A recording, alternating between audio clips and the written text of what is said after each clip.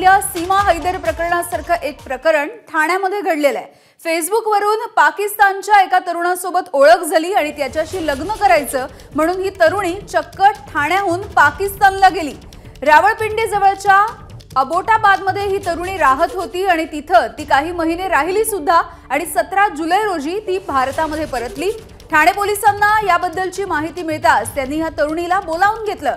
तिची चौकशी सध्या सुरू आहे। ती पाकिस्तानला कशी गेली, कुठल्या मार्गाने गेली, तिथून परत कशी काय आली, या सर्व प्रश्नांची उत्तरं आता पोलीस मिळवायचा प्रयत्न करतायत। एकदा पक्की माहिती मिळाल्यावर ते आता माध्यमांना या संदर्भातली माहिती सुद्धा देणार आहेत। या प्रकरणामध्ये पोलीस स्टेशन वर्तकनगर येथे गुन्हा दाखल करण्यात आला असून त्या अनुषंगानं सर्व स्तरावर पोलीस अधिकचा तपास करत आहेत। सर, ते डॉक्युमेंट जे आहेत, आधार कार्ड असेल किंवा पासपोर्ट, पॅन कार्ड, हे तिने कुठून बनवलं? कारण की अशी माहिती मिळते की एका एजंटच्या थ्रू तिने बनवलं आणि ती पाकिस्तानमध्ये गेली आणि पाकिस्तानमधून तिला पुन्हा विजा नव्हती भेटत म्हणून ती इंडियामध्ये आली। त्या अनुषंगानं सविस्तर तपास वर्तकनगर पोलीस करत आहेत। एबीपी माझा, उघडा डोळे बघा नीट।